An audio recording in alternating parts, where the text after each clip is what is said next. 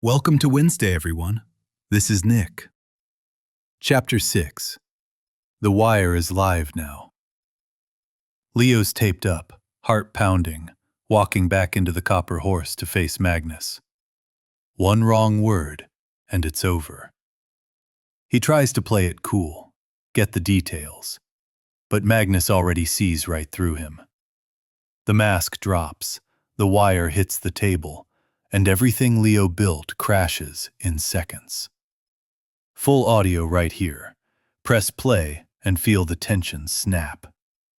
All links to YouTube, Spotify, Rumble, and the rest are in the link tree. Patreon members get Chapter 7 1 week early. It's available now over there. Book releases April 5th. Let's roll. Chapter 6, The Wire. Leo sat in his Mustang across the street, engine idling, hands gripping the steering wheel so hard his knuckles had gone white. The wire taped to his chest felt like it weighed 100 pounds. It was 9:47 p.m. Magnus would be inside. He was always inside on Tuesday nights, holding court in the back booth, where the Brotherhood conducted business, and the bartender knew not to look too closely. Detective Mill's voice echoed in Leo's skull. Get him talking about the guns. Routes, buyers, specifics. The more detail, the better. Leo's phone buzzed. Text from Mills. You're running out of time. Get inside. He looked at himself in the rearview mirror. His face was pale, eyes bloodshot, jaw tight. He looked like a man walking to his execution. But Sarah was in a cell, and this was the only play he had. Leo killed the engine, got out. The night air was cold, carrying the smell of motor oil and old beer. Boots crunched on gravel as he crossed the lot. A few members stood near the door smoking, leather cuts with the rocker patches. The Rust Belt Brotherhood, Grand Rapids. They nodded at him. One of them, a guy Leo knew as Hatchet, scarred face and dead eyes, opened the door. Leo, been a minute. Yeah. Leo's voice was steady. That surprised him. Magnus around? Back booth. He's expecting you. Of course he was. Leo had called 2 hours ago, said he needed to talk about future arrangements, about where to hold packages now that the loft was compromised. Leo stepped inside. The Copper Horse smelled like cigarettes and spilled liquor, and the particular funk of men who worked with their hands and didn't wash them often enough. The bar ran along the left wall, scarred wood and brass fittings gone green with age. Pool table in the back corner. The jukebox was playing Zeppelin, barely audible over the rumble of conversation. Magnus sat in the back booth, right where Leo knew he'd be. Huge frame taking up most of one side, his president's cut draped over his shoulders.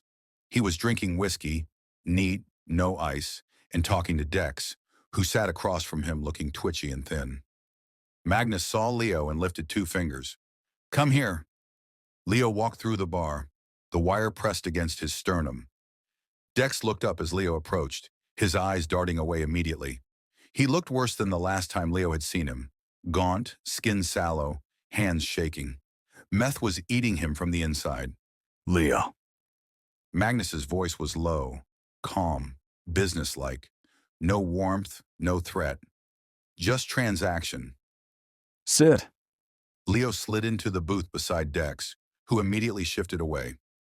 Magnus sipped his whiskey, eyes on Leo the whole time, assessing. You said you needed to talk about storage, about arrangements. Yeah. Leo's throat was dry. He swallowed. The loft's burned. Cops have been through it. I can't use it anymore. So, I need to know. If you need me to hold anything else, I need a new location. Magnus set his glass down with a soft click. That's what you came here to tell me, that you can't help anymore. No, I'm saying I can help. I just need to know what you need, where things are coming from, where they're going, so I can figure out the best place to... Stop! Magnus's voice didn't rise. It didn't need to. Leo's mouth closed. Magnus leaned back against the booth, his massive frame relaxed, but his eyes were cold and calculating. Let me tell you something about business, Leo. Real business. not social media likes. Real business is about trust, and trust is built on one thing: knowing who will break and who won't. He picked up his whiskey again, rolled the glass between his palms. I've been doing this a long time, moving product, managing people, building systems. You know what I've learned. Everybody breaks eventually. The question is when, and whether they break before or after they cost you money. Dex was staring at the table, jaw working, grinding his teeth. Sarah got arrested. Magnus said. Your girlfriend, wearing your mistakes. And now she's in county, looking at time. That's unfortunate. It's not. I'm not finished. Magnus took a drink. You know what happens when a man's woman gets arrested? He gets desperate. And desperate men make bad decisions. They start thinking maybe they can trade information for leniency. Maybe they can wear a wire, get their girl a deal, walk away clean. Leo's heart stopped. His blood went cold. Magnus knew. I don't. Leo started, but his voice cracked. Magnus smiled. It didn't reach his eyes. You're a smart kid, Leo. Talented artist. Good businessman when you're not playing tough guy with packages you can't protect. So I'm going to give you one chance to be honest with me. Are you wired? The booth felt like a coffin. The bar noise faded to white noise. Leo could lie, could try to brazen it out. But Magnus's eyes told him that wasn't an option. Magnus already knew, or he could run, but Hatchet was by the entrance, and there were others throughout the bar. Or he could tell the truth. Leo's hands were shaking. He pressed them flat against the table. They threatened Sarah. Said they'd add conspiracy charges, sent her away for years. Said if I helped them, they'd make it go away. Magnus nodded slowly. And you believed them? I didn't have a choice. You always have a choice. Magnus finished his whiskey, set the empty glass on the table. Show me. Leo's fingers fumbled at the buttons of his jacket. His hands wouldn't work right, shaking so badly he could barely grip the fabric. He tore the jacket open, pulled at his shirt, and ripped the wire free. The adhesive pulled skin. He slammed the small black device on the table between them. The red recording light was still on, blinking like a tiny accusing eye. They made me do it. Leo said, his voice breaking. They said if I didn't, Sarah would go to prison. I didn't. I didn't know what else to do. Magnus picked up the wire between his thumb and forefinger, held it up to the light like it was an insect he was examining. Then he dropped it into his empty whiskey glass. It landed with a soft clink, the red light still blinking beneath the residual amber liquid. They made you. Magnus repeated. His voice was quiet, almost gentle. That's what you're telling yourself. That you didn't have a choice. You chose you over your woman. You chose weak. Magnus leaned forward, his bulk filling Leo's entire field of vision. You want to know what you should have done? You should have told the cops to fuck themselves. Let Sarah do her time. 18 months is nothing. It's a parking ticket. But you put a wire on your body and walked into my bar thinking you could play both sides. Thinking you were smart enough to save her without it costing you anything. The words landed like hammer blows. Leo couldn't breathe. Here's what happens now, Magnus said. You get out of my sight. You don't go home. You don't have a home anymore. You don't go to your shop. That's done. You don't call your friends, your clients, anybody who knows your name. You're a ghost. You don't exist. If I see you again, I won't be looking at you.